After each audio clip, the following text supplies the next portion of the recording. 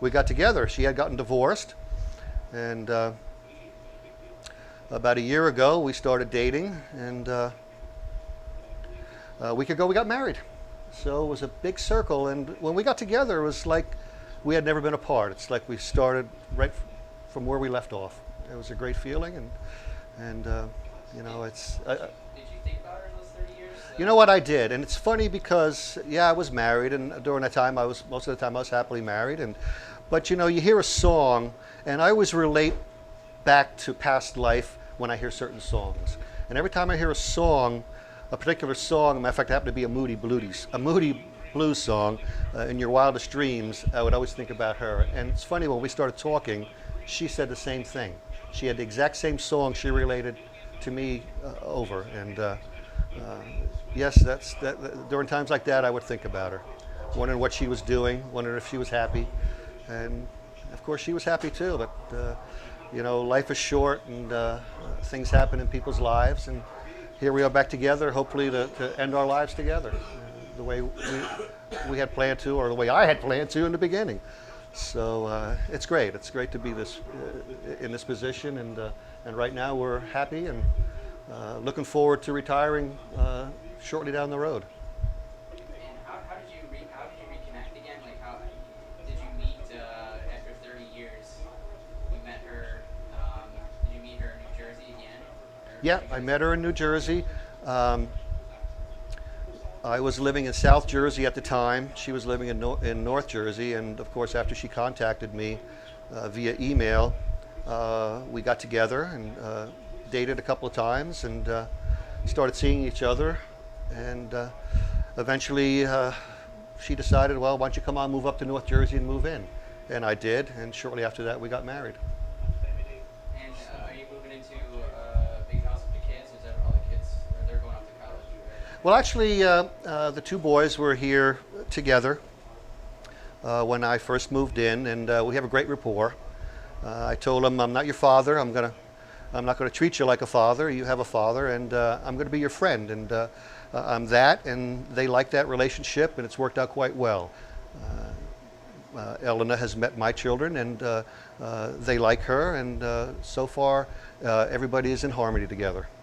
That's great. Yes, it is. The boys, I have two boys and a girl. She's a kindergarten teacher. Actually, she moved to first grade this year, and they enjoy being with Elena. They all came up for the wedding.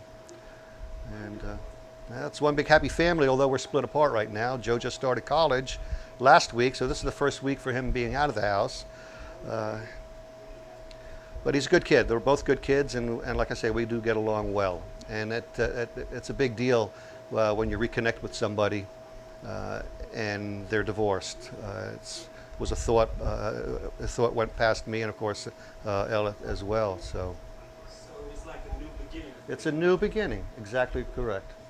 Yes, a new old beginning. You know, it's. I've got two more children, you know, and they're good. They're really good kids. They're both in karate. Of course, I was a black belt in judo, and I taught it for many years, and taught karate as well. We had a school in Ogdensburg. A good friend of mine and myself, after we got out of the Navy. Matter of fact, we grew up in Sparta together, and he went in the Navy a year before me, and I went in, and we ended up both being in submarines. And being stationed in New London, Connecticut together, we were able to come home together and drive to Sparta and back up to New London, providing our boats meshed as far as what time the boats came in and boats went back out to sea. In an FBM submarine, you're out for 3 months and you're in for 3 months. An FBM submarine has two crews, a gold crew and a blue crew, so that submarine's always at sea, because the FBM submarine was the nation's #1 deterrent. I mean, the Russians all knew where our land bases were. They knew where our surface craft were, but they feared the retaliation from the 41 nuclear fleet ballistic missile submarines. That's what kept the Cold War a Cold War. Nobody wanted to do a first strike for fear of retaliation. Because if you think about it, there were 41 FBM submarines, of which I was on 3 of them, the Thomas Jefferson, Benjamin Franklin, and John Marshall. And having two crews, those boats, those 41 boats, were always at sea, always somewhere in the North Atlantic, in the Pacific, in the Mediterranean. each carrying 16 ballistic missiles, each one capable of striking anywhere in the world.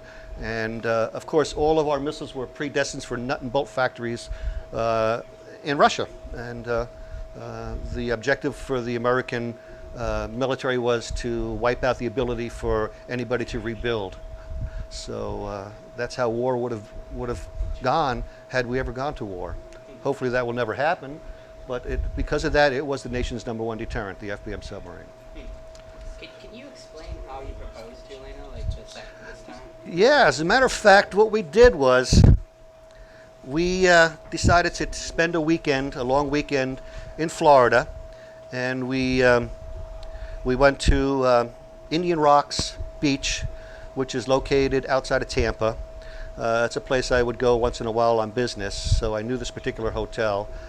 And we went there, and one night I went down to the tiki area where they had a bar and a stage, and a band was playing. And I had told her I wanted to go down and see what time the band started. So I went down, walked up to the band director or the singer during a break, and I asked him that I would appreciate it if he could help me out with a proposal I was going to do.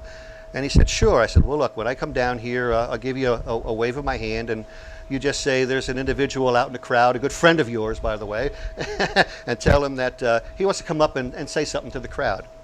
And I said, thanks, that's great. So I went back upstairs, and she said, what took you so long? I said, well, I had to go to the bar and have a drink. And she said, she knows me. She figured I was talking to everybody, because I do like to talk somewhat.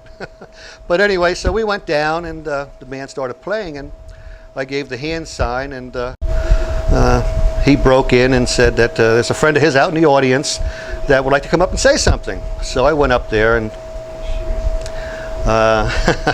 I told everybody I didn't want to waste their time, but I knew a pretty girl 34 years ago, and I asked her to marry me. And I said, because of college obligations, she declined. I says, now I know a gorgeous woman, and I would like to once again ask her to marry me. So I went down on my knee, and I asked her to come up, and she was in shock, of course, and I took the ring out of my pocket, which I had been holding the whole time, and I put it on her finger, and over the microphone and the crowd and everybody to hear, she said, I do. I will marry you. And that's how the proposal went. I have to be different. That's amazing. And how did the crowd react to that? Oh, they all cheered. They all gave their congratulations. People came up and took pictures. Unfortunately, I didn't have a camera, so somebody took a picture and offered to send us an email version of it. So, yeah. But